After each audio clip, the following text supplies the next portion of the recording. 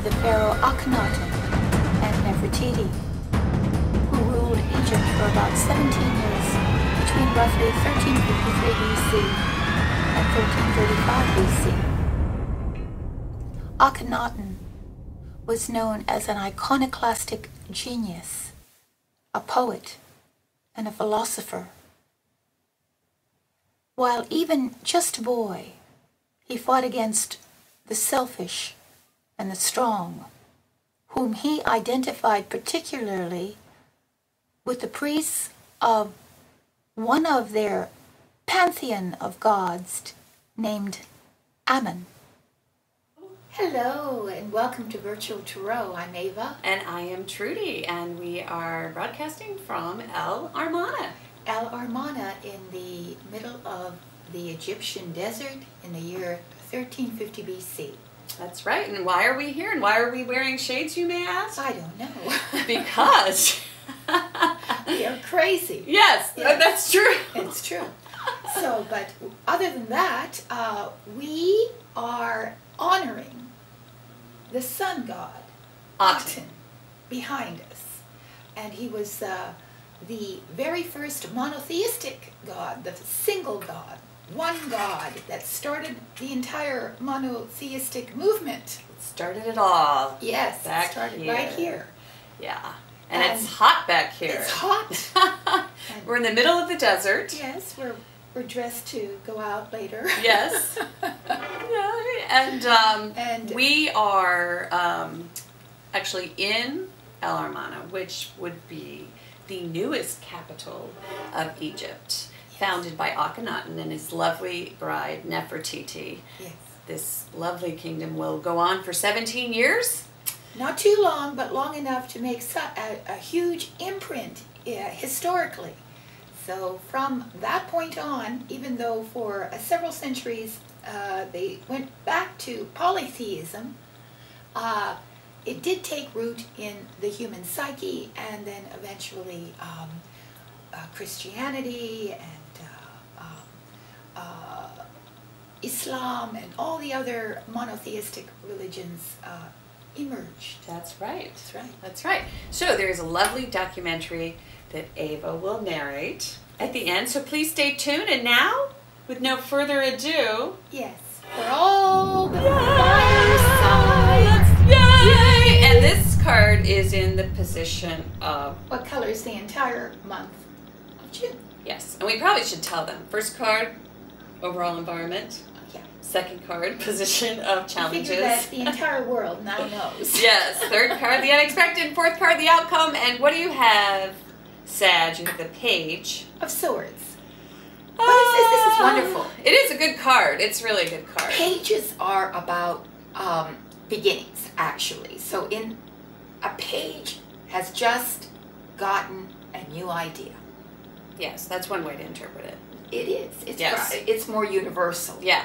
Because there's something that has just occurred to you. An idea sort of sprung up in your mind. And the month of June might be the month in which you explore the legitimacy of this idea. That is one way to interpret it. That is Go true. ahead. You give him the other. Well, it's the Mean Girls card. Oh. Yes, so pages are often messages. Yes, pages deliver messages. And this is the sword page, which means sometimes it's a message which isn't well thought out. Naive. And it can be hurtful. A little bit naive. Because childish. Swords immature. can mean trouble. Yes. So it could be an immature, sort of troubling message delivered. Which is why I call it the Mean Girls card. It's a good one. You know, sometimes it's good to get a picture of it like that in terms that are very understandable. Yes. And so yes, that's the other option. Or it's the delivery of a message that is has a kind of new freshness to it too, because it's not all negative. Yeah, it isn't. So, but it is fresh. Fresh. Or it could be one of your kids. Idea. One of your kids who's fresh. Yes. since it's Or June. very bright. It's June. This is a bright... It's a kid in the upright, Yeah. but they can be fresh because And if you have a boy they're blunt. or a girl... This is a blunt kid. A young child, blunt, but very, very bright, maybe a little argumentative, but knows his own psyche, knows his own mind, and isn't afraid to express himself. And they're the kids who say, "That's not right." Yeah, they say, "Let's argue about You didn't get that right." Mm-hmm, mm-hmm. They question Well, everything. that person will be quite... if it is a person. If it's a person, then that person will be in your life for the month of June, or at least affecting your life. Right. Very much so. So no card lives alone. So let's see what's in the position of challenges. Oh, the bad daddy card. Okay, so your child's dominating you. Yes. Well, it is the protector, the ruler, but it is a challenge. It's your challenge. Yeah. It's reverse. So what it means is that your challenge is to not be too stern. Mm-hmm. Not to Overly not protective. To be dogmatic. Yes. Not to be too protective. Right. Let the boy or girl be. If this is a child. Mm-hmm. If it's a child, or if it's a... If this is the mean girl card, so you've got, these people coming at you who have less than kind words, this card would just simply say, hey, take a step back and don't try and overly protect those around you or even yourself, because you need to, this is a card of respect. So how do you command respect?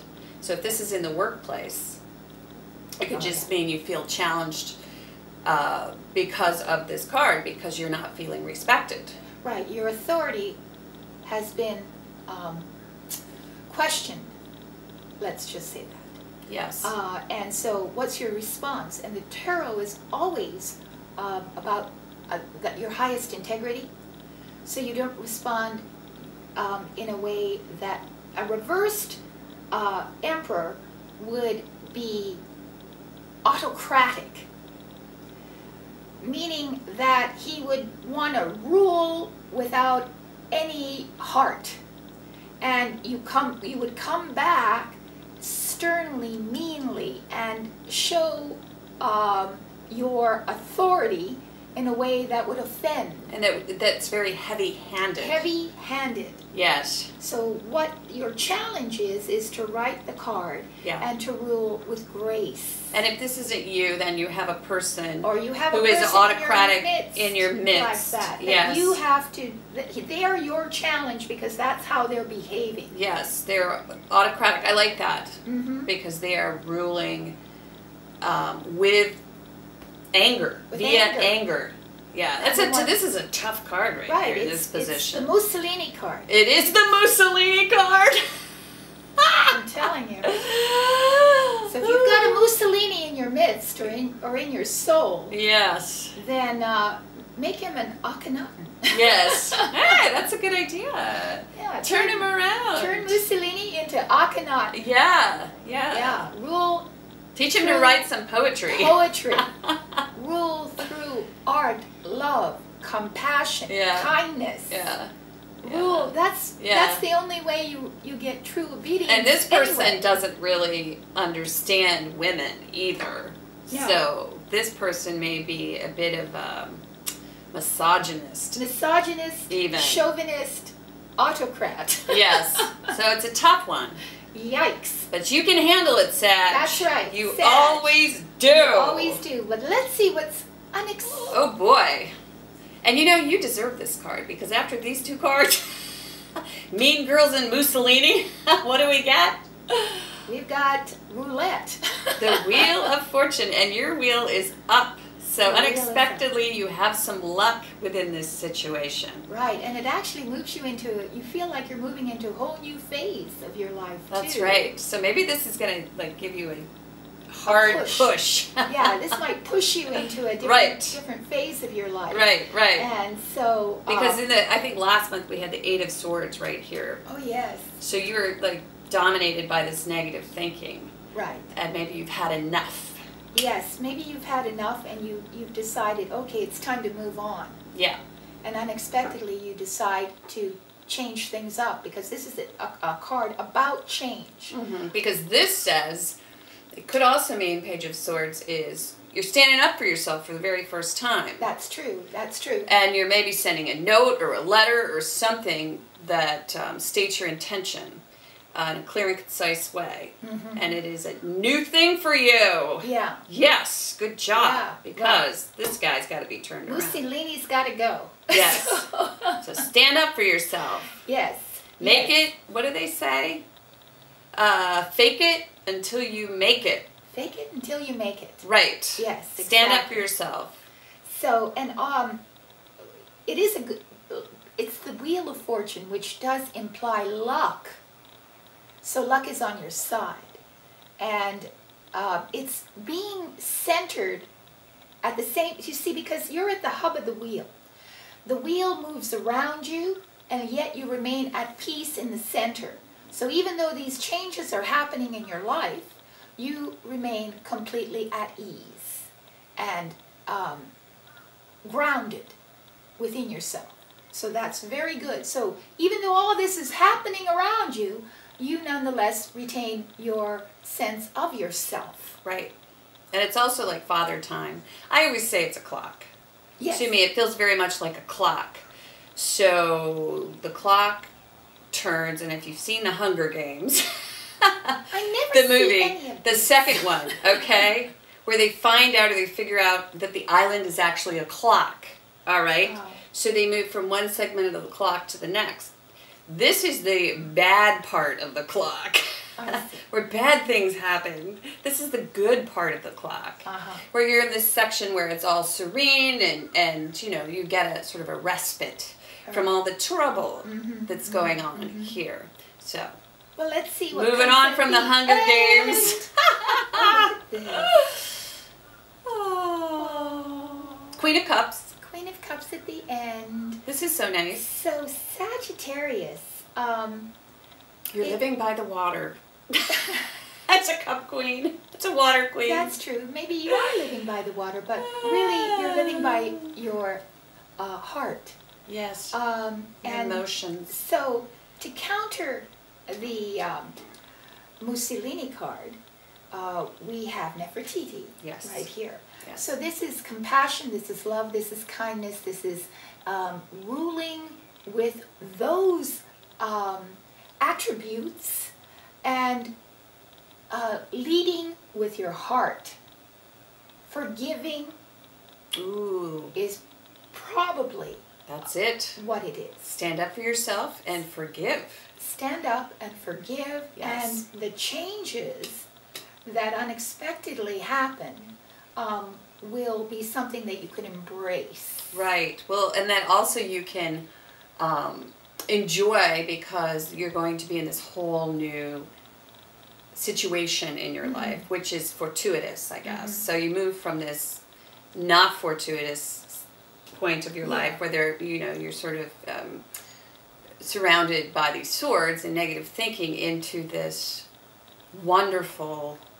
Yeah, at the end, you're enjoying the more emotional aspects of life, and you're feeling within yourself very balanced and true. You remain true to yourself is really what it is. And it does feel like maybe it's a vacation or something near the water, maybe that, because it's such a different sort of card to just pop up in the center of all of this. I mean, I like the idea of forgiveness a lot because I feel like it's like you put yourself in a whole new environment, so that which would go along with this card. Suddenly you're in a completely different world, maybe a different, the wheel turns and you find yourself someplace else, but very centered. Right. And you permit yourself to let others be, and you don't take offense. And when you, what's the Rudyard Kipling poem? When all are, you keep your head when all around you are losing theirs. Oh. Nice. You see? Mm-hmm. So that's what this is. Oh, I like that. Yeah. So you keep your head. Right. All about you are losing theirs and blaming it on you. Yes. That's the phrase. I like this reading. If you want to know anything else about this guy, Mussolini, how to tame him, how to turn him around, how to make him into your, I was going to say a bad word. Emperor. Make him your boy. You know what I mean? Yeah. Your grandchild. Check out our readings because we've got a lot of them. Yes. So thank you very much for coming to the Oracle Table, Sagittarius, and we wish you all the best for the month of June. See you in the month of July. Thank you. Namaste. So, if you would like to know more about your reading, please visit our website, virtualtarot.wordpress.com. Yes, and we'll be happy to read for you. We have quite a few readings that we offer on our website. Yeah, we just please have a look and see if there's something that pertains to your particular circumstance. And what you do is then you make your donation with the appropriate amount and then submit your question or questions to avatrudy@yahoo.com, and we will respond immediately. These readings are our work of art, and they are completely personal, very intimate, and they allow you to connect to your higher mind, to your guiding angels, to give you perspective that you can't get yourself. Yes, very well said. And that's about it for the readings. That's it. We've done a lot of readings for a lot of people. Thank you so much. We really appreciate it. And you know, they come from all over the world. They do. It's so cool. It's so interesting. Yes. Egypt, Africa, China. Yes. Timbuktu. Right. So we really appreciate it. You guys are really interesting and you have very interesting lives. Yes, what fascinating lives you have. And we're very privileged, actually, to partake in them. Thank you very much. More interesting than our life. Much more. Our life. Our life here at the Oracle's table. Yes, well, it's interesting, though, taking all these trips back into time. Yes. That's been a lot of fun. Yes, I love to time travel. Yeah, so speaking of which, please stay tuned again for the documentary at the end. Ava will narrate the history of Akhenaten and Nefertiti, why we're here once again in El Armana, and also tell the story of the roots of monotheism. Yeah. Where did this single God concept come from? And how does it relate to the feminine divine? So stay tuned for that, and also last but not least, check out our Pinterest page. Yes, and join us. Join our family. If Right. you would. It's called Tarot Girl. I set it up. You did? There's a picture of me. Taking a picture of me. I think you call that a selfie. They're very popular. Suddenly selfies are the thing. Yeah, it's all about selfies. So interesting how quickly these fads spring up. Yeah, and there are all kinds of filters put on the selfie too, because I have an app where I can filter selfies too. So tell me what you think. Geek goddess. Tell me what you think.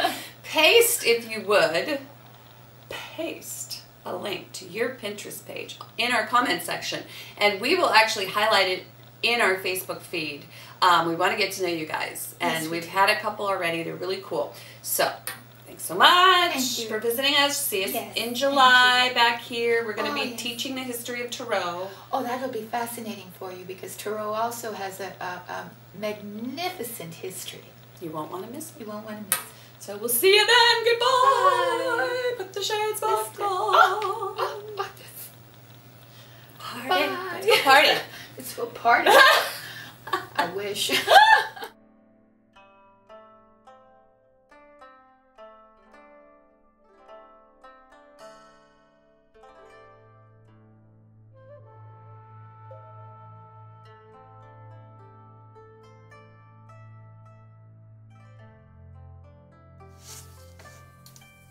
This month we explore the extraordinary story of the reign of the Pharaoh Akhenaten and Nefertiti, who ruled Egypt for about 17 years between roughly 1353 BC and 1335 BC.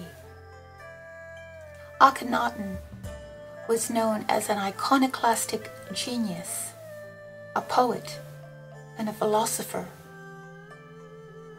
While even just a boy, he fought against the selfish and the strong, whom he identified particularly with the priests of one of their pantheon of gods named Ammon. This was a polytheistic society in ancient Egypt, and the priests of Ammon were prone to tyranny, and so Akhenaten resolved to destroy the priests and their gods, and to supplant them with his god, with a single god named Aten, the sun god.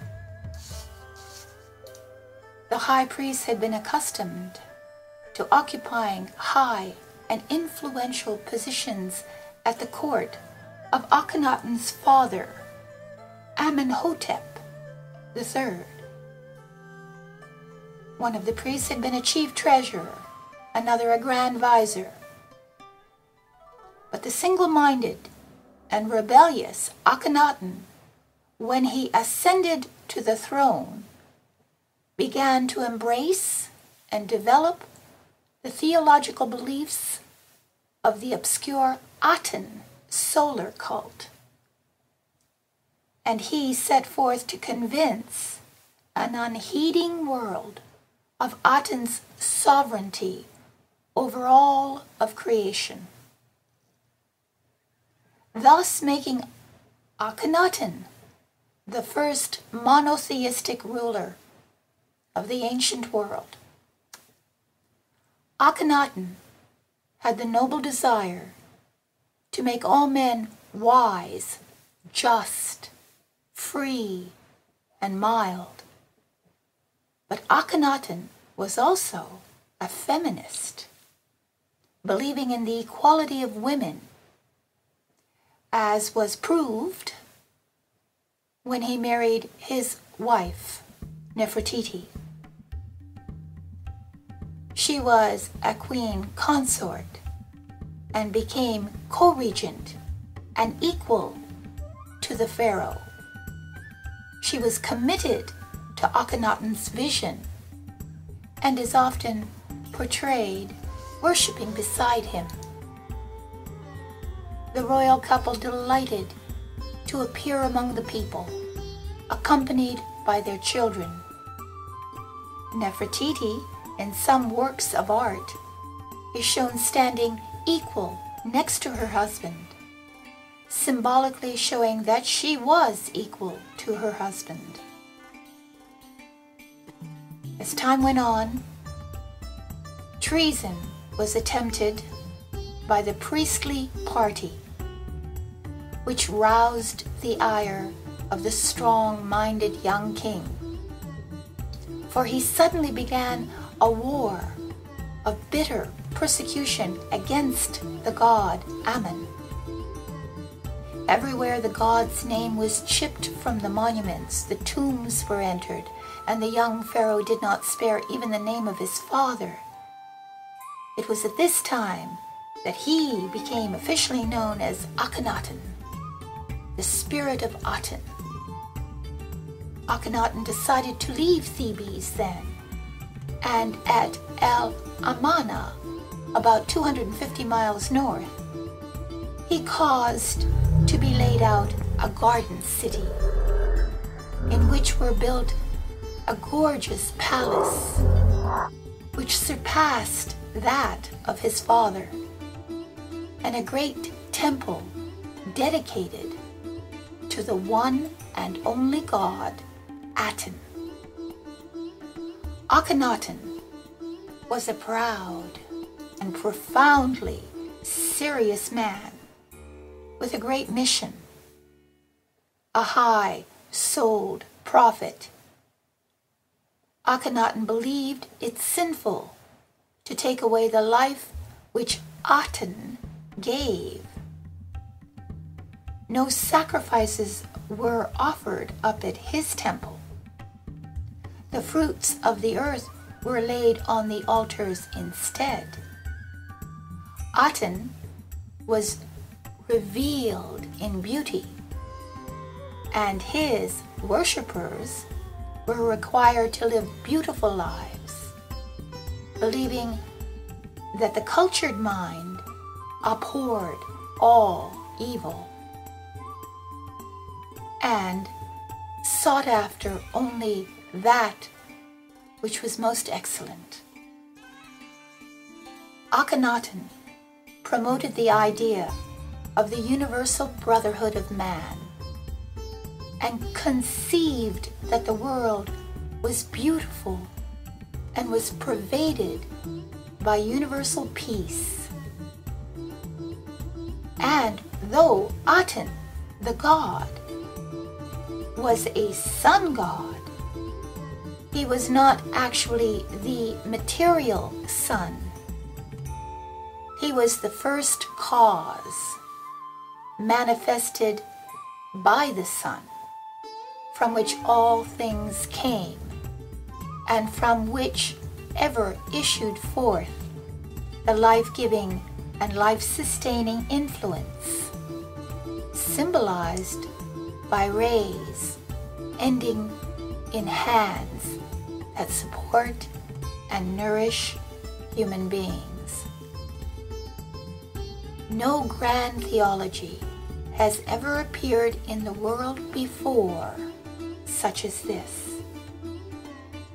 It is the forerunner of the later monotheistic religions, while it is even more abstract and impersonal, and may well mark as scientific theism, which in our modern world would be equivalent to the ideas of the 20th century mystic Rudolf Steiner.